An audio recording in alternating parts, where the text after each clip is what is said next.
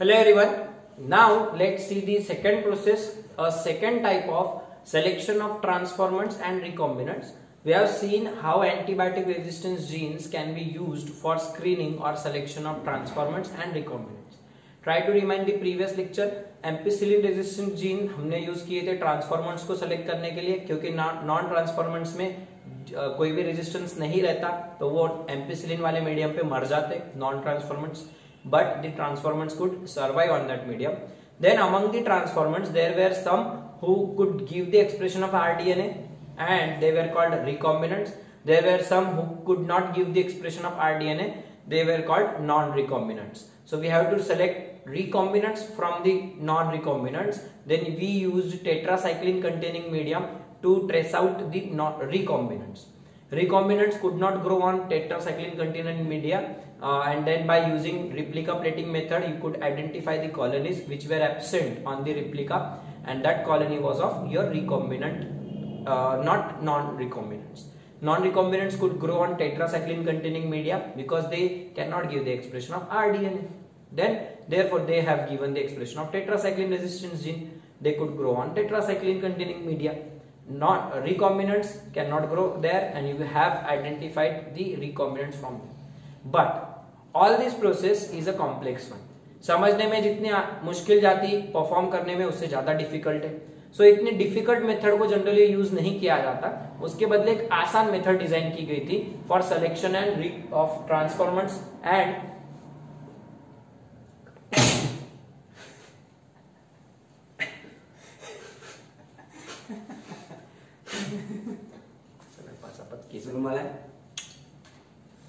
Selection of transformants and recombinants के लिए एक आसान मेथड ढूंढी गई जो थी by using a chromogenic substrate. कौन सा सबस्ट्रेट? क्रोमाजेनिक सबस्ट्रेट. अब ये क्या मेथड है? ये जरा ज्यादा आसान है as compared to the previous one. 10-15 minute में हो जाएगा, छोटा सा लेक्चर है और उसके बाद आपका चैप्टर का end part. What is this process? अब हम एक जो वेक्टर यूज कर रहे थे previously, we have used PBr322 which had two, that is ampicillin resistance and tetracycline resistant genes. Now you can use PUC vector. अब कौन सा वेक्टर यूज करने का? PUC vector. PUC 18 यूज कर सकते या 8 यूज कर सकते. इसमें आपको एम्पिसिलिन रेजिस्टेंस वाला जीन तो है ही, साथ ही साथ बाकी के आपके साइड से ओरिजिन वगैरह है उसके अंदर, साथ ही साथ पॉलीलिंकर रीजन में आपको लैक जेड जीन है. कौन सा जीन है? Lack Z gene. मैंने आपको स्ट्रक्चर ऑफ पीयूसी वेक्टर बताया था, तभी बोला था लैक जेड जीन क्या करता? लैक जेड लैक्टोज मेटाबॉलिज्म में इन्वॉल्व रहता. So that lac Z gene it produces beta galactosidase which is responsible for breakdown of lactose into glucose and galactose. Okay, ये अपन ने लैक्टोज मेटाबॉलिज्म देखे थे lac operon में. सो ये वही गैलेक्टोज वाला जीन. सो एक ऐसा वेक्टर बनाया गया था बाद में PUC 18 vector university of California में, जिसके अंदर एम्पिसिलिन रेजिस्टेंस वाला जीन था प्लस आपका दूसरा जो जीन रहता that is your selectable marker here, it is your lack Z gene. Tetracycline resistance वाला जीन यहाँ पे नहीं रहेगा. अब इस बार हम क्या करेंगे? हमारा जो rDNA, so that rDNA can be inserted into lac Z gene. Your DNA can be inserted into lac Z gene. Okay. जब आप lac Z gene में अपना DNA insert कर देंगे, so you will get a, this is normal PUC vector, this is the PUC vector having your DNA along with your ampicillin resistance वाला normal रहेगा, lac Z इधर था और उसके बीच में आपने इंसुलिन वाला जीन इंसर्ट कर दो यहां से लेके यहां तक. Okay, so you have interrupted the structure of lac Z gene. Therefore, your lac Z gene will become, this is your DNA insert. DNA insert मतलब अपना donor DNA. Okay, you have a lac Z gene is now non-functional. Here lac Z gene is functional. Lac Z gene is functional in pure PUC vector. But जैसे आप उसमें अपना rDNA डाल देंगे, अपना donor DNA डाल देंगे, DNA insert डाल देंगे using restriction endonuclease enzyme, then your lac Z gene is interrupted and it will become non functional. Means what? It will not produce your beta galactosidase. It will not produce your beta galactosidase. So जो आपके recombinants रहेंगे, recombinant host रहेंगे, उनमें कौन सा DNA, कौन सा वाला प्रेजेंट रहेगा? आपका ये आरडीएनए प्रेजेंट रहेगा. और recombinants they could not produce the lack Z gene product, that is your beta galactosidase. वो बीटा गैलेक्टोसिडेज प्रोड्यूस नहीं कर पाए. ओके, तो ये बात को गौर करते हुए कि क्या recombinants having the PUC vector with your donor DNA in lac Z region, they could not produce beta galactosidase. ये चीज को यूज करके एक मेथड डिजाइन करी गई थी जिसको बोलते हैं क्रोमाजेनिक मेथड या colour blue bean selection, also known as blue white selection method. कैसी मेथड? Blue white selection. अब ये मेथड क्या रहती?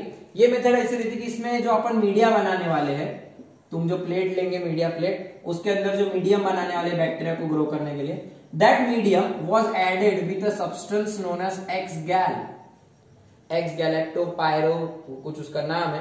ओके, पायरानोसेडेस ऐसा कुछ नाम है उसका. सो ये एक सब्सटेंस रहता. जब तुम मीडिया बनाते अगार अगार पाउडर डालेंगे, उसमें शुगर सॉल्यूशन डाल दो, प्रोटीन का सोर्स वाटर NaCl डाल दो, सब एकदम फिक्स्ड अमाउंट में रहेगा, बैक्टीरिया को जितना लगेगा उतना ही. और फिर उसके अंदर एक और एडिशनल सब्सटेंस डालो. This is your colour producing compound, chromogenic substrate. It is a chromogenic substrate, colour producing compound. Okay, ये इसमें डाल दो.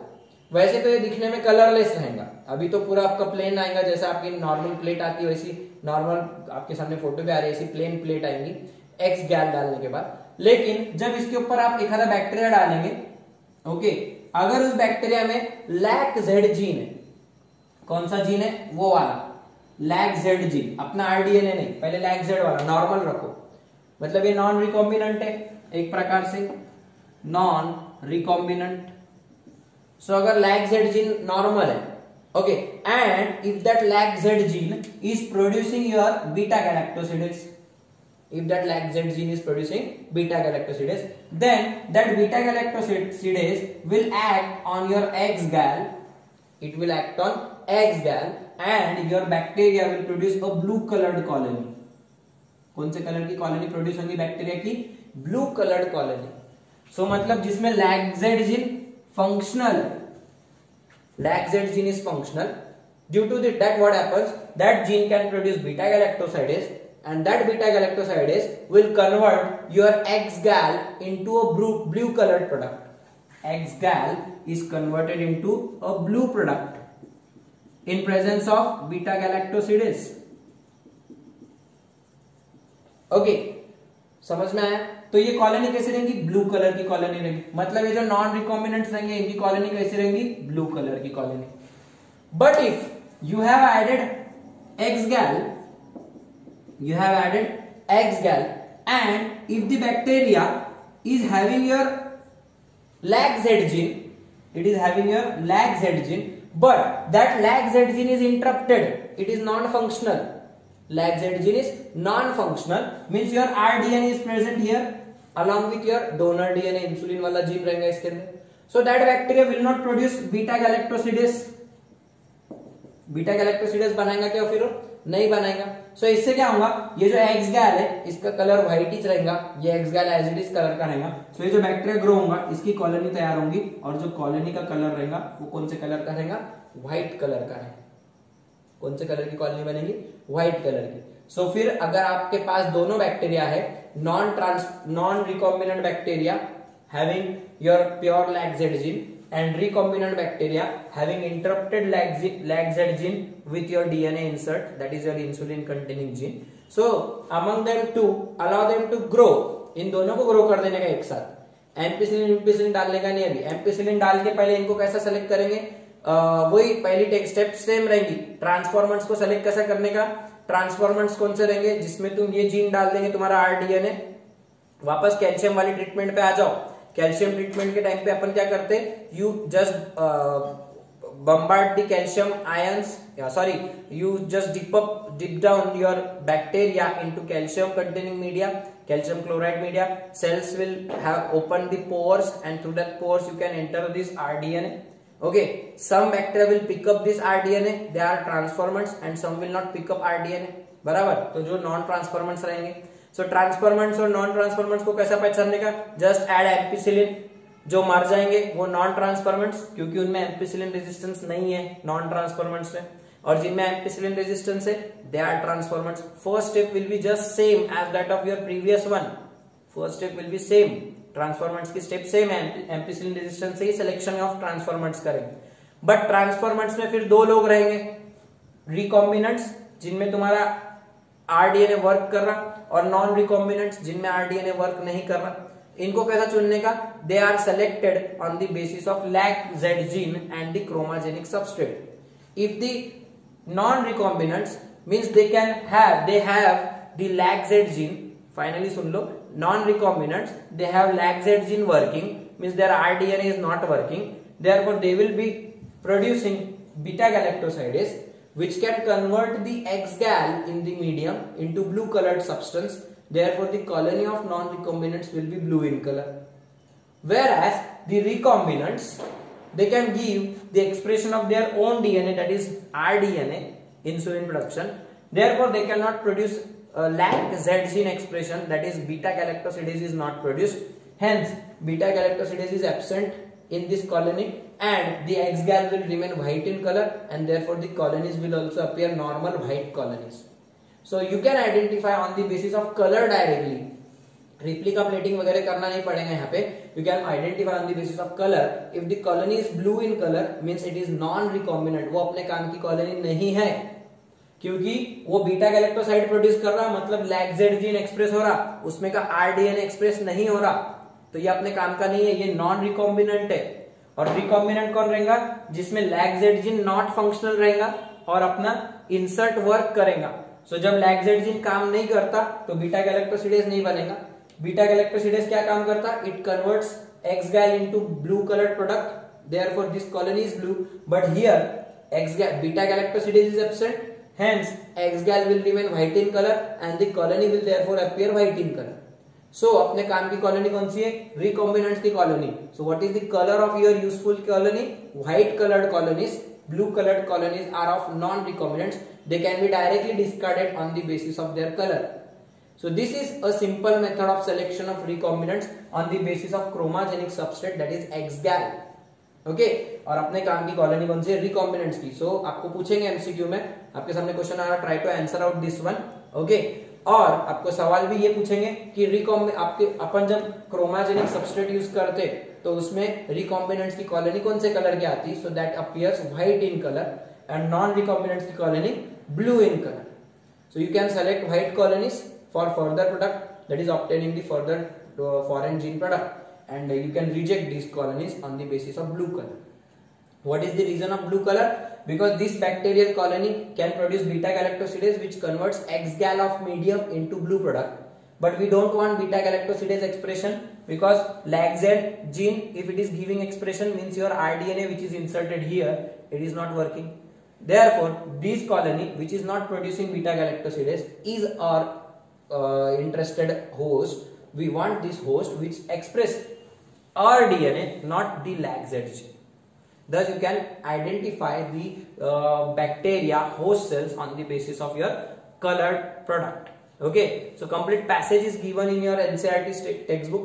Read out carefully, और जो MCQ आया था आपके सामने उसको भी आंसर सॉल्व करो. और ये बहुत इजी मेथड है. बस X-gal क्या रहता है, एक कंपाउंड है जो मीडियम में डालते हैं और उसका कलर येलो नहीं ब्लू हो जाता with the beta galactosidase. Okay, और अगर ये बीटा गैलेक्टोसिडेज नहीं आए तो ये वैसा ही रहेगा और कॉलोनी वाइट आएगी. सो ये अपने काम की कॉलोनी है, ये अपने काम की नहीं है. Okay, so thus you can choose the transformants on the basis of ampicillin resistant gene, but the recombinants are now chosen, they are now selected on the basis of LAC-Z gene, and therefore this is the selectable marker here for recombinants. Okay, now let's see the last process, that is your obtaining the gene product, foreign gene product, and bioreactors. Now this is the last step in your rDNA technology, and this is the last lecture in this chapter. अब हमारा पूरा product बन जाएगा और हमारे को आज ये चैप्टर फिनिश हो जाएगा तुम्हारा। What is this step? This is just the obtaining the foreign gene product, मतलब अपना जो लास्ट प्रोडक्ट रहेगा, जो हमारा डिजायर्ड जीन था, that is your insulin producing gene. So वो जीन से अब प्रोडक्ट कैसे मिलना। तो हमने सारे स्टेप्स कर लिए, सब पूरे लैब प्रोसीजर्स जितने थे हमने सब परफॉर्म कर लिए, हमारा जीन ऑफ इंटरेस्ट इंसर्ट कर दिए, सारी चीजें मैं एक बार रिवाइज कर दूंगा लास्ट में पूरा एक वापस से आंसर। लेकिन हमने लास्ट स्टेप क्या किए थे? सिलेक्शन ऑफ ट्रांसफॉर्मेंट्स किए थे by using ampicillin resistant gene and then by using tetracycline resistant gene where we have inserted the DNA, foreign DNA.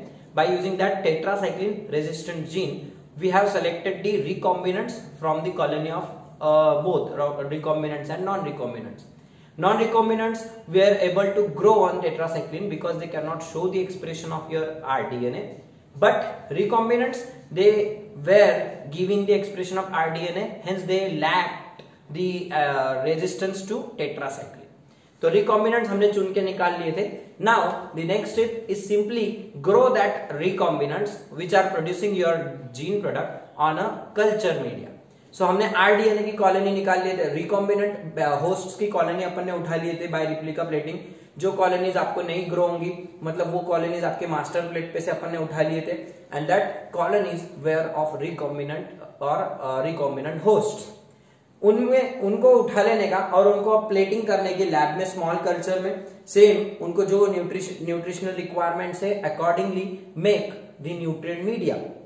For example, if that is bacteria, so that bacteria will grow on large scale on your agar containing media having protein source, peptones, glucose will be there, sugar source, then your NaCl will be there in small amount, water will be there in small amount. So that composition of a media is very fixed, that media is very selective media, specialized media for that bacteria to grow, and then that bacteria will take up nutrition and it will grow in numbers, as well as it will also produce the insulin, that is your desired gene product, right? But that is a small scale production, that is just a lab scale production.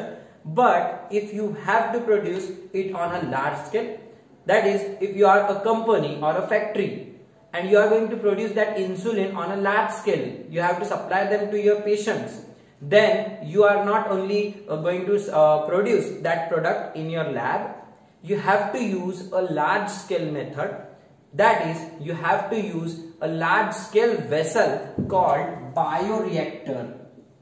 आपको क्या use करना पड़ेगा? Bioreactor, that is a vessel, you must have seen this vessel, आपको photo भी आ रही है, so you must have seen these vessels in your various infotainment channels, Discovery etc. आपने देखा होगा। वहां पर फर्मेंटर्स रहते, बड़े बड़े स्टील के बड़े बड़े बर्तन रहते, उनके ऊपर कुछ घड़ी लगा ली रहती, कोई एक वॉच जैसा कुछ रहेगा, कुछ मेजरमेंट के टेम्परेचर वगैरह के लिए, अलग अलग पाइप्स रहेंगे गैसेस छोड़ने के लिए, नीचे से प्रोडक्ट निकालने के लिए अलग अलग जगह रहेंगे, प्लस मिक्सिंग के लिए कुछ उसमें सिस्टम रहेगा। सो ये जो कुछ दिखाई देता आपको, that is called a bioreactor. It is actually a fermenter, just like a fermenter. Bioreactor, what is bioreactor? It is a large vessel in which the raw material is converted into your biological product by biological process. Your raw material, upon bacteria को जो lab में खाने देने वाले थे, just take that material in large scale. आपको bacteria को large scale में ग्रो करने का है, तो लार्ज स्केल में, लार्ज अमाउंट में take your raw material, then bacteria will grow on it, bacteria will take up the nutrition and bacteria will release the insulin exogenously in that vessel. So what is bioreactor? नाम से समझना, reactor जैसे chemical reactors रहते हैं वैसे bioreactor. So it is the reactor in which living organisms, that is your host, it may be bacterial cell, plant cell, animal cell, आप किसको भी यूज कर सकते हैं। So that host will convert the raw material that you are supplying it into the product, such as enzyme or protein or antibiotics etc. Okay. So these bioreactors, they have very specific arrangement. They generally they are of two types. आपके सामने जो दिख रहा है, stirred, simple stirred bioreactor, last आपको NCERT में state photo दिया लिए, stirred tank bioreactor, simple stirred bioreactor, और दूसरा sparged, stirred, sparged और stirred। So पहला वाला क्या है, आपके सामने फोटो आ रही है, I am just explaining, so look at the photo carefully. सो आपको जो पहला वाला रिएक्टर दिख रहा है, एक बड़ा सा बर्तन है, इसमें 100 से 1000 लीटर तक का, 100 से लेके 1000 लीटर इतना सारा आप प्रोडक्शन ले सकते हैं। इतना सारा अपन 1000 लीटर की टाकी इमेजिन करो, ये तो भी फिर भी छोटे है, और बड़े बड़े रह सकते हैं, 5-5 हजार 10-10 हजार लीटर के भी बड़े बड़े बर्तन रह सकते हैं। सो इतने बड़े बर्तन के अंदर, उसके अंदर जो शेप दिख रहा है आपको, generally they are cylindrical shape, round cylindrical, they have upper part is having a dome shaped part, lower part is also dome shaped with collecting tube to collect the product. Okay, then there is a central rod to which propellers are attached. आपको centre में एक rod दिख रही है, इसको propeller, जैसे mixer में रहते ना, नीचे से प्रोपेलर्स रहते हैं, आपका मिक्सर में सामान जो भी मसाला वगैरह, अदरक लहसुन वगैरह आप मिक्सचर उसका पेस्ट बनाते, सो वैसे प्रोपेलर्स यहाँ पर आपको लगे दिखेंगे, वो घूमते रहेंगे। घूमने से इसको बोलते हैं स्टीयरिंग प्रोसेस, स्टीयरिंग या स्टरिंग। स्टर करना है आपको, वहां पे घुमाना है उसको, क्योंकि उसके अंदर जब आप चीजें डालेंगे, आप बैक्टीरिया वगैरह डालेंगे, सो बैक्टीरिया जो चीजें खाएंगा, सो बैक्टीरिया फिर इधर के बैक्टीरिया यहाँ पे ग्रो हो जाएंगे, लेकिन आजू बाजू का ग्रो होने के पहले कुछ बैक्टीरिया मरना शुरू हो जाएंगे। सो इसके पहले कि बैक्टीरिया की डेथ होना शुरू हो जाए या फिर बैक्टीरिया को न्यूट्रिशन नहीं मिले, सो बैक्टीरिया को घुमाते रहना पड़ता, पूरा मिक्सचर घुमाते रहना पड़ता है at a fixed speed. Then the complete material is then rotated properly and the uniform and homogeneous production of your product can be obtained. Okay, so there are some stirring fans are also here. आपको दिख रहे होंगे ऐसे कुछ fans, ऊपर भी दिख रहे होंगे आपको फोम ब्रेकर, यहाँ पे दिख रहा होगा फोम ब्रेकर ऐसे, ठीक है, फोम के लिए। प्लस यहाँ तक आप प्रोडक्ट डालेंगे, आपका रॉ मटेरियल यहाँ तक भरना है, तो रॉ मटेरियल डालने के लिए एक जगह रहेंगे आपको। ओके, प्लस इसका पीएच मेजर करने के लिए पीएच कंट्रोलर रहेगा, टेम्परेचर देखने के लिए यहाँ पे उसका एक टेम्परेचर कंट्रोलर, मतलब एक वहां पर थर्मामीटर लगा हुआ होगा। ओके, पूरा थर्मामीटर यहाँ से यहाँ तक ऐसा।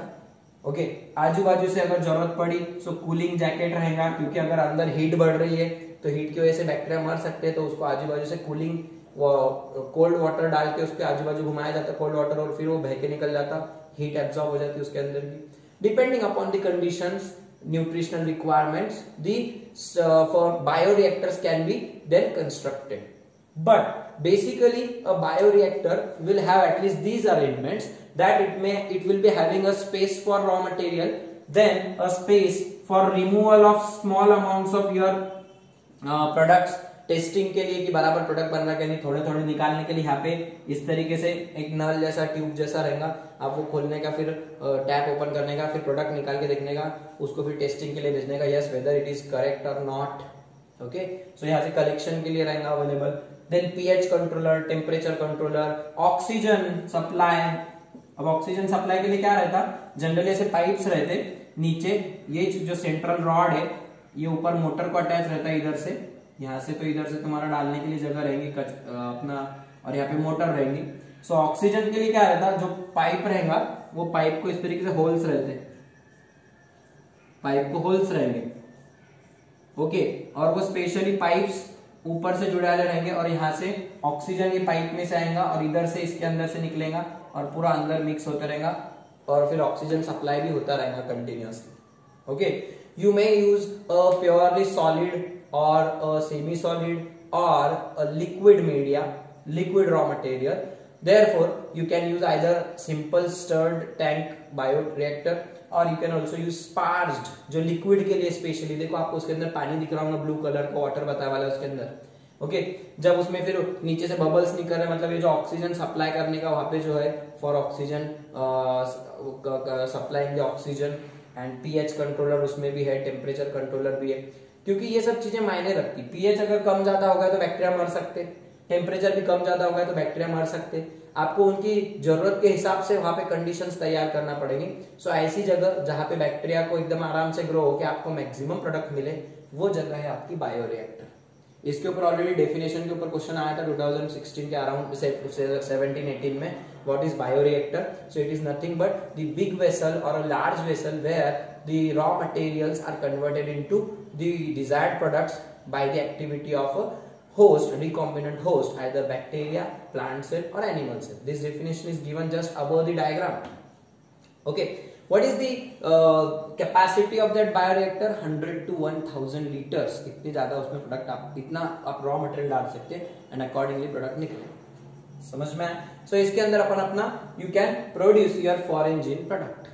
ओके, प्रीवियस पेज पर आपको एक वर्ड दिया है heterogeneous host, heterologous host, heterologous host. So what is heterologous host? If you are inserting human gene है इंसुलिन वाला, you are inserting it into E. coli, बराबर? So दोनों सेम है क्या?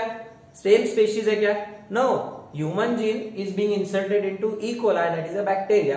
So this bacteria is therefore a host, but what kind of host? Heterologous, अलग host होगा, hetero means different. Okay लेकिन अगर आप ह्यूमन जीन को ह्यूमन बॉडी में इंसर्ट करते थे, ह्यूमन सेल में ही इंसर्ट करते थे, then it would have been homologous host.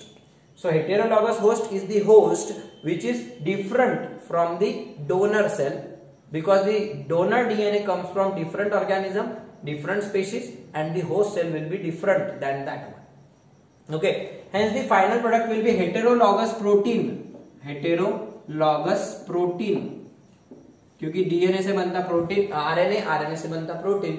सो आपका जो हेटेरोलॉगस होस्ट रहेगा उससे आपको हेटेरोलॉगस प्रोटीन ही मिलेगा। ओके, सो दस ये एक शब्द आपको कॉपी दिया था, उसका मीनिंग देख लो। बाकी सिंपल डिस्कशन है पूरा, आपको बस बड़े बर्तन में आपका मटेरियल तैयार करने का है। ओके, अब इसके बाद आखिरी स्टेप रहती down streaming process. Obtaining gene product में पार्ट 2 रहता डाउन स्ट्रीमिंग, मतलब जो कोई भी आपका जो मटेरियल तैयार हो जाएगा आफ्टर अ स्पेसिफिक ड्यूरेशन, कुछ घंटों के बाद, कुछ दिनों के बाद, या फिर 3 दिन, 1 हफ्ते के बाद, the product is then ready and now we can stop the process because all the raw material gets consumed, gets exhausted by the host cell. Okay, so that time you can collect the product, or sometimes you can do one more thing, you can continuously keep on adding raw material from one side and keep on removing the product from other side. ऊपर से raw material डालते रहो, नीचे से product निकालते रहो, इस तरीके से भी चल सकता। That is a continuous fermenter. Okay, तो वो फर्मेंटर भी आप यूज कर सकते, कंटिन्यू डालते रहो ऊपर से और नीचे से सामान थोड़ा थोड़ा निकालना, जितना ऊपर से डालेंगे उतना नीचे से निकाल लेने का वापस से। That can be also use continuous bioreactors. But कई बार क्या करते हैं, बैचेस निकालते हैं, एक बैच में 500 लीटर डाल दिए इसके अंदर, उसको पूरा 1 हफ्ता तक उसको कन्वर्ट होने के लिए रख देते, उसमें प्रोपेलर्स घुमाते, एरेशन वगैरह कर देते, कूलिंग जैकेट से पीएच टेम्परेचर वगैरह सब मेंटेन करते, and after 1 week you can stop the process, just switch it off all and then start to remove the product. First of all you will remove the product, then you will separate and purify, separation and purification, separation and purification of your final product. So that process is your downstreaming process. Downstreaming process. What is downstreaming? Download करना। Upstream मतलब ऊपर डाल देना, लेकिन अभी ऊपर नहीं डाला, अभी नीचे से निकालेंगे प्रोडक्ट, तुम प्रोडक्ट मिल रहा है ना तुमको, डाउनलोड करें ना प्रोडक्ट तुम। So downstreaming means separation and purification of final product, and then its quality check is done whether the product is exactly quality product or not. If it has to do any trial, then do trials. कोई medical checkup कराना है उसका medical trial, insulin देंगे तो directly किसको भी खाने में, बराबर है, इंसुलिन डायरेक्ट इंजेक्ट नहीं करेंगे, बिकॉज इंसुलिन मेडिकल प्रोडक्ट है, फार्मास्यूटिकल प्रोडक्ट है, तो उसका पहले मेडिकल ट्रायल होगा, then only it can be administered to humans. So downstreaming process is separation, purification, and then followed by your quality control.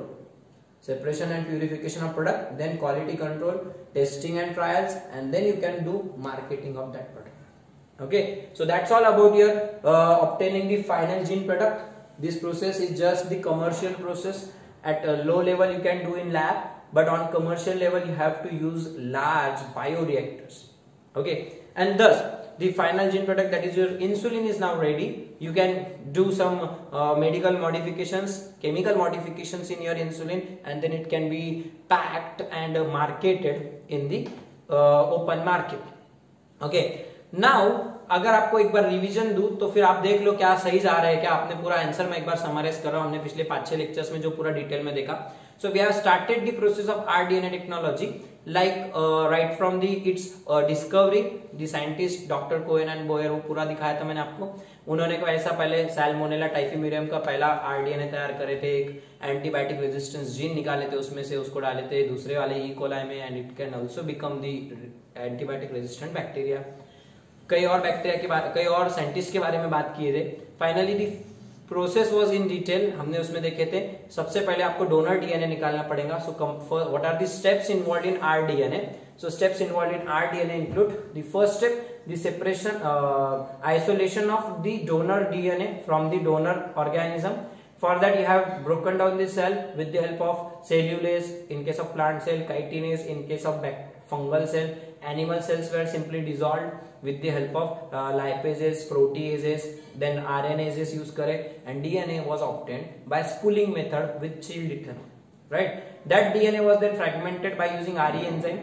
That fragments were then separated by using gel electrophoresis. They were attracted towards anode. Due to smaller size, they will move faster. Larger will be away. They will be more towards positive electrode. They appear orange color with ethidium bromide in UV radiation. From that plate, gel electrophoresis phoresis plate, you can pick up the desired DNA of desired size from the fragments, and then that fragment was then multiplied by using amplification of gene, right? Once you have done the amplification of gene by PCR, making the copies, denaturation, annealing करे थे और फिर extension करे थे tag polymerase से, you can use that copies for insertion into the host cell. But the host cell first should be made competent enough to pick up your rDNA. For that you have done the calcium treatment or various electroporation, micro gun, micro injection, biolistic gun techniques, and you have inserted your rDNA into the host cell, right? Then host cell, from that host cell you can identify, select the transformants and recombinants on the basis of selectable markers present in a vector. We have seen that in previous lecture how ampicillin resistance gene, that is the gene in which you have not inserted rDNA, that can be used for selection by selection of transformants, and the gene where it was inserted in the second your antibiotic resistant site. So that gene tetracycline resistant gene can be used for selection of recombinants. Okay. Finally, recombinants were obtained, and that recombinants were grown on large scale in bioreactors, and you can get the large scale production of your desired gene.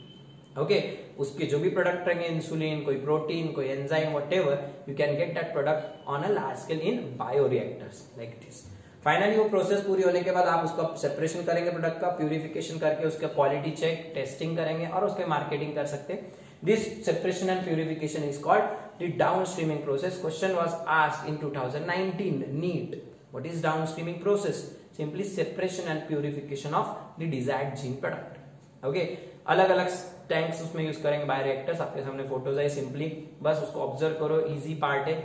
Then thus you can get different products from your biotechnology. Okay, so here the principles and the processes, this is the process involved in the biotechnology and rDNA technology, and you can get the gene products. So these are the principles and the products, processes that are followed in biotechnology. What are the products? What are the applications of your biotechnology? So that will be dealt in the next chapter, biotechnology and its application.